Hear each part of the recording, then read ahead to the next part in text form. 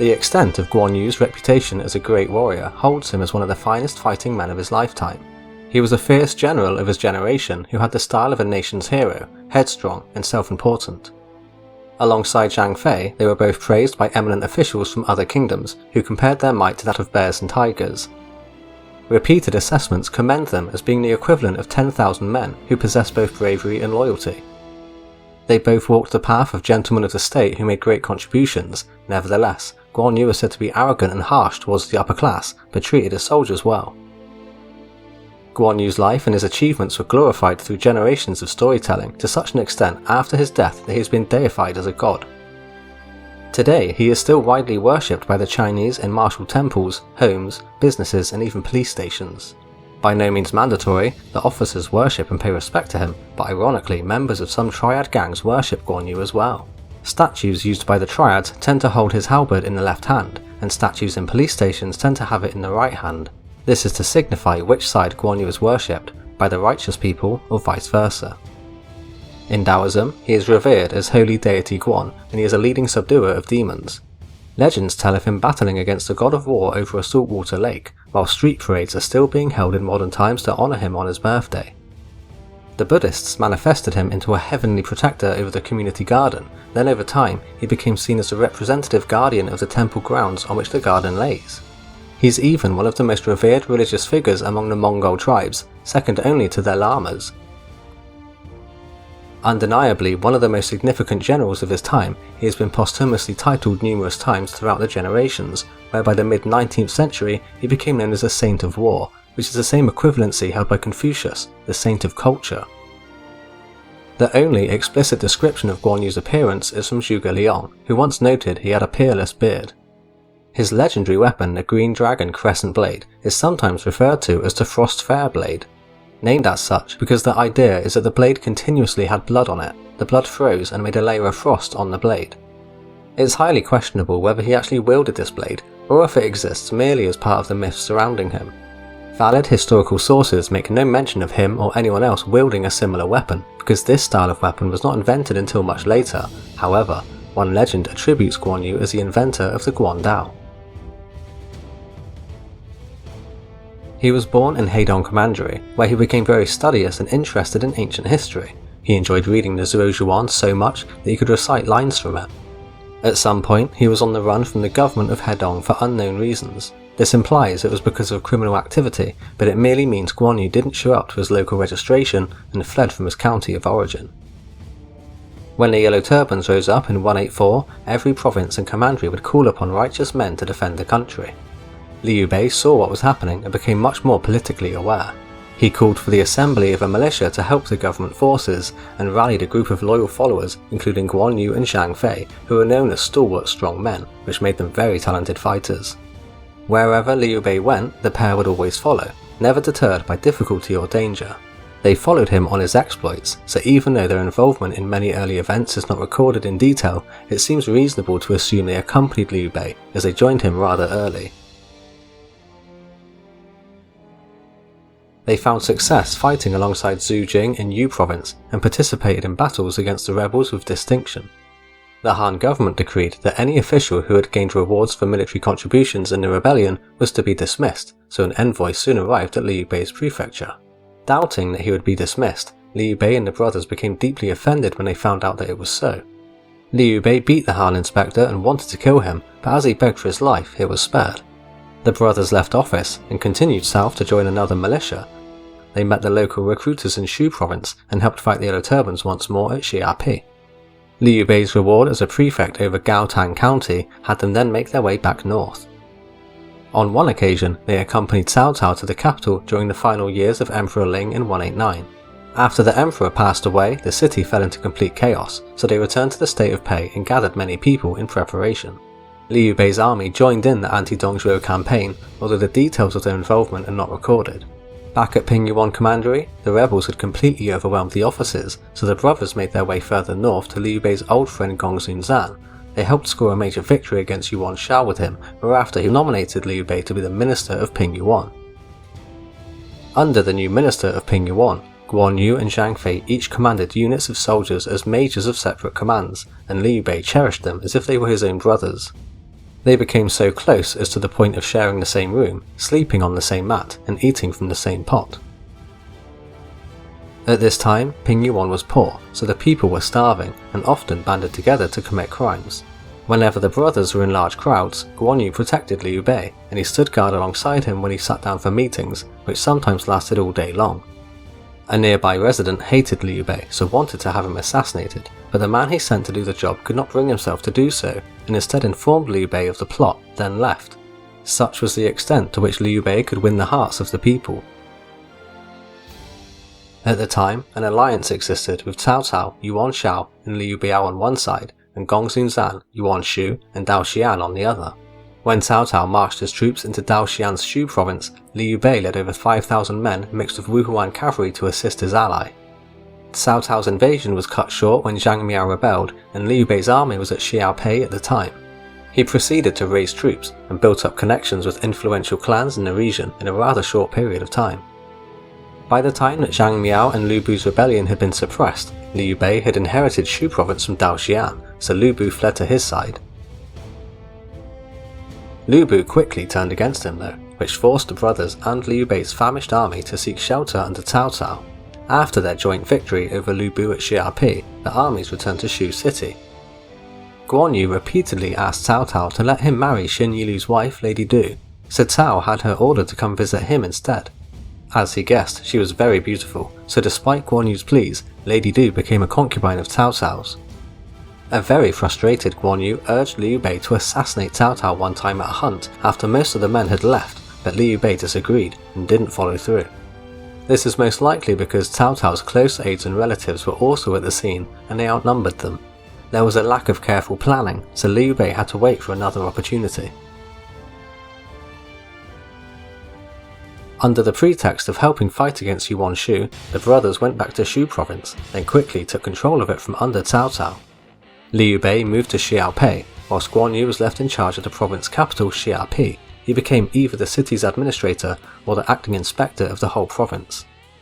At this time, Cao Cao's armies were away on the northern frontier preparing for war against Yuan Shao, so Liu Bei rebelled. In an unexpected move, Cao turned east and hastily retook Shu province. Liu Bei fled north to Yuan Shao, whilst Guan Yu was captured by the overwhelming enemy forces and brought back to Shu. Cao Cao treated him very respectfully, so Guan Yu showed no opposition towards joining him and was appointed as a lieutenant general.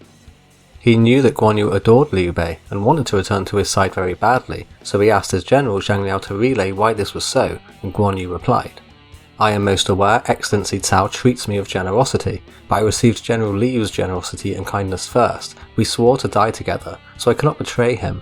In the end, I cannot stay. I shall establish merits as to repay Excellency Cao, then leave." Cao Cao admired such a statement, as he remarked that serving one lord and not forgetting their roots are the actions of the most loyal people in the world. Zhang Liao correctly estimated that Guan Yu would repay his lord's kindness through military action before departing back to Liu Bei. Later, when Zhang Liao and Guan Yu led the vanguard against Yan Liang, the debt was repaid. Guan Yu saw his target's banner, so rushed his horse into Yan Liang's area, beheaded the general and left.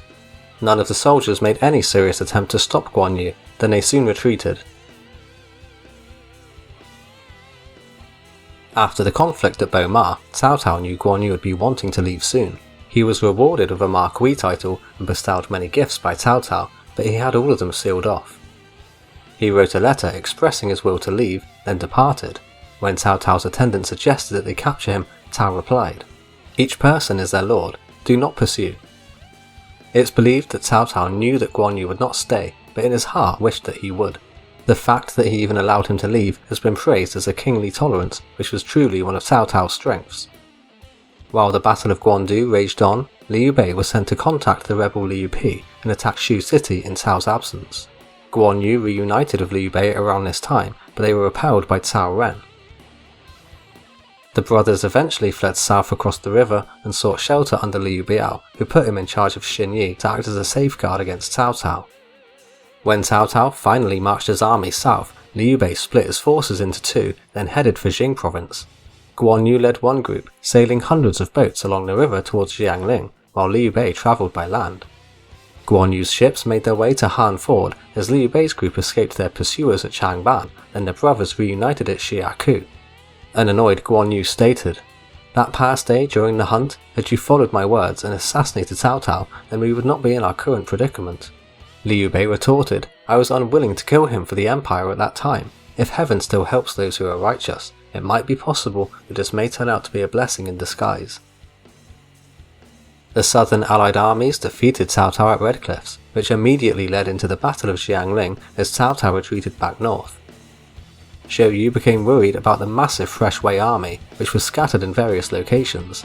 He suggested to send Guan Yu to block Cao Ren's supply lines via infiltration in order to isolate Jiangling for a coordinated attack. Guan Yu was authorized to command Liu Bei's troops, so he marched them north to intercept the incoming enemy reinforcements. The blockades he set up along the main passages effectively cut off all the northern routes leading into Jiangling. Waves of reinforcements arrived where Li Tong valiantly led his men against the barricades, dismounting and removing them one by one, but he succumbed to illness and died. As the constructs delayed the enemy, Guan Yu and Su Fei led a special force composed of navy and elite infantry along the Han River to infiltrate Cao Ren's territory via a water route. Man Chong and Xu Huang gave their efforts to relieve Cao Ren at Jiangling, but only the latter is recorded to having broken through. Guan Yu was held off by his rivals before he could effectively assist his allies, and his fleet was finally defeated by Yue Jin and Wen Ping at Xiangyang. As the siege became prolonged, Cao Cao unwillingly ordered Cao Ren to withdraw, whereafter Guan Yu was appointed as the nominal administrator of Xiangyang and ordered to station north of the Yangtze River. The aftermath of the Battle of Chibi led to Liu Bei securing Jing province and a stable land to call his own. These territories were used as a stepping stone by Liu Bei as he went on to conquer Yi province between the years 212 and 214, and during this time, Guan Yu was left behind to guard and oversee the area's defense. When Guan Yu received news that Ma Chao had joined them, he wrote to Zhuge Liang to find out who this man was. Not wanting to upset an officer defending the border, Zhuge Liang told him, "Ma Chao is a fierce and mighty hero of his time. He can compete with Zhang Fei, but is not as good as the Peerless Beard." In accordance with the Sun Liu alliance, Liu Bei had only borrowed Jing from Wu with the agreement that he would give it back once he had found another base. After he had captured Chengdu, he received a letter from Sun Quan where he replied, "I'm about to conquer Liang province, so we'll still need to use all of Jing province." The furious Sun Quan then decided to seize the province himself, so he stationed at Luku, then sent Lu Meng, Ling Tong, and Lu Dai to attack 3 commanderies.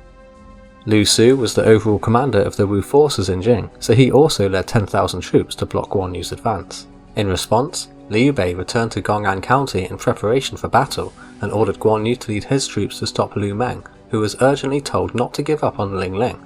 He headed to Yiyang to reinforce Lu Su and pacify Changsha in the process. Guan Yu claimed to be leading an army of 30,000, with 5,000 of his best troops being selected to cross the shallows at night. Lu Su held a discussion with his subordinates on how to deal with Guan Yu. Gan Ning only led 300 men at the time and told Lu Su, "If you give me another 500 men, I'll go confront Guan Yu. I assure you that he will not dare cross the waters when he hears of my approach, but if he does, I'll capture him." With 1,000 more men given to his command, Gan Ning was able to deter Guan Yu from crossing the shallows, whereafter they were named after him, Guan Yu's Shallows. Lu Su invited Guan Yu to attend a meeting to discuss this dispute. The Wu officers feared that Guan Yu would try to harm Lu Su, so they advised against holding the meeting altogether. Lu Su spoke, "It's better for us to settle this dispute in a peaceful manner.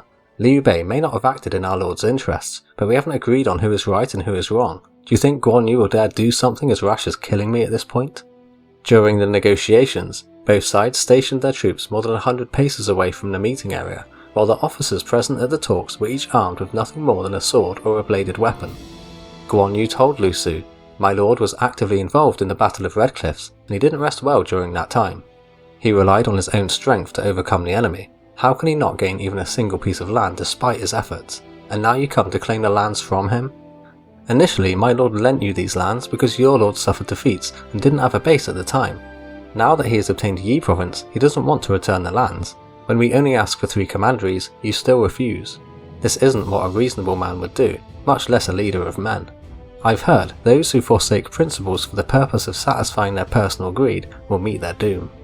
His speech was interrupted by an unnamed person, Whoever has the ability to govern the lands shall have control over it. Isn't it so, Lu Su?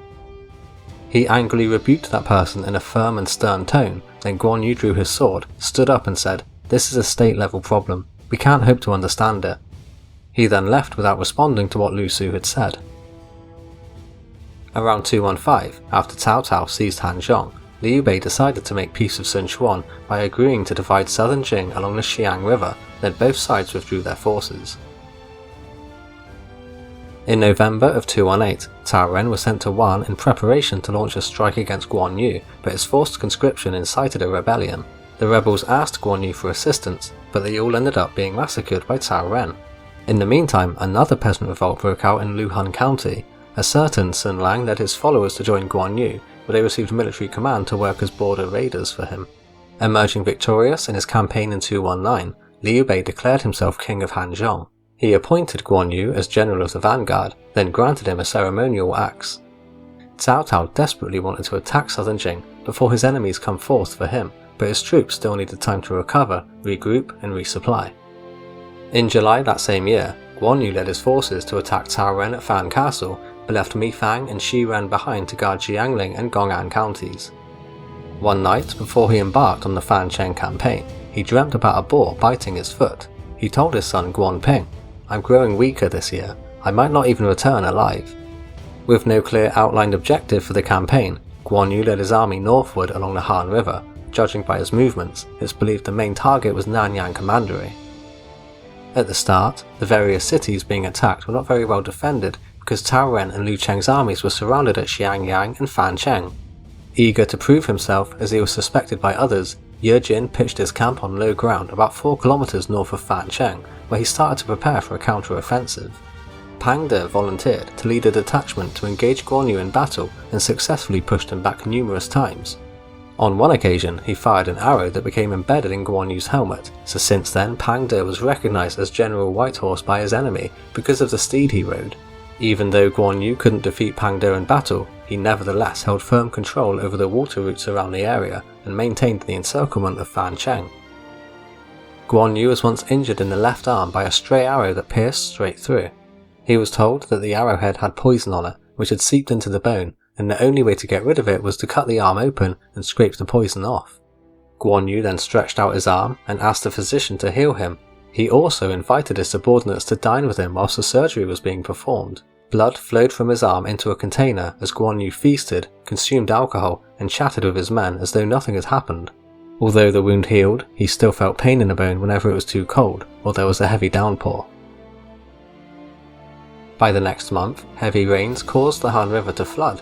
Ye Jin's 7 armies were completely annihilated by the natural disaster, causing at least 40,000 casualties, then another 30,000 were captured by Guan Yu's navy. Ye Jin begged for his life and surrendered, while Pang De refused and so was executed. Wen Hui had previously warned of the potential radical weather changes and predicted that Guan Yu would use river floods to his advantage, but it was too late to take heed of his advice now. The several thousand surviving Wei troops remained behind the dwindling safety of the walls as Xu Huang was stuck in Wancheng. He was free to move, but with his unit consisting purely of new recruits, he could only rely on setting up defensive fortifications. Wei's inspector over Jing, who held the authority to raise troops from the province, as well as numerous rebels and bandits, all surrendered to Guan Yu. During this season, Guan Yu's fame spread across Huaxia. His success posed an immense threat to Cao Cao, who even considered relocating his capital. Sima Yi and Jiangji strongly opposed the idea by pointing out that the Sun-Liu alliance was shaky. Sun Quan would be jealous to see Guan Yu succeed, so Cao Cao wrote to Sun, recognizing his legitimacy over Jing if he chose to flank Guan Yu. Initially, Sun Quan sent an emissary to wish for marriage between his son and Guan's daughter, who was known as Guan Yinping, but the message was rejected and the emissary was insulted. As Guan Yu's numbers continued to rise, his supplies ran dry, so his troops confiscated grain stored in Wu's territories, so Sun Quan used this incident, paired with the marriage rejection, to sever ties with Liu Bei. The campaign turned into a stalemate as Cao Ren's troops ran low on supplies. There was a chance for him to escape, but they chose not to. Guan Yu's forces were unable to advance any further because of the panic and fear at his home base back in Jing, so Cao Ren strengthened his defences by drafting every available man in the city. Also around this time, Cao Cao had secretly made an alliance with Sun Quan, so Lu Meng infiltrated southern Jing and began capturing cities. Guan Yu was totally unaware of this invasion. He incorrectly thought he could split his forces to attack Fan Cheng and the incoming Shu Huang at the same time. When they met on the battlefield, Shu Huang gave an order to his men: whoever takes Guan Yu's head will be rewarded with 1,000 jin of gold. Guan Yu expressed, "Brother, what are you talking about?" Shu Huang replied, "This is a matter of the state." He waited for an opening and pretended to cut off Guan Yu's supply route, which eventually forced him to retreat. When Guan Yu returned south, he discovered that his rear bases in Jiangling and Gong'an counties had both surrendered to Lu Meng. With their wives and children held hostage by Wu, many of Guan Yu's men lost the will to fight, so deserted his ranks. With only a handful of men left, he became isolated in Maicheng, then attempted to flee, but was caught in an ambush by Zhu Ran and Pan Zhang. Guan Yu was captured alongside Guan Ping and Zhao Li by Pan Zhang's deputy Ma Zhong, then they were all executed in Lingju. Guan Yu's head was sent to Cao Cao, who had a noble funeral arranged with full honours. Liu Shan posthumously titled Guan Yu as Marquis Zhuang Mo. The Mo part of the title was meant for people who failed to live up to their reputation.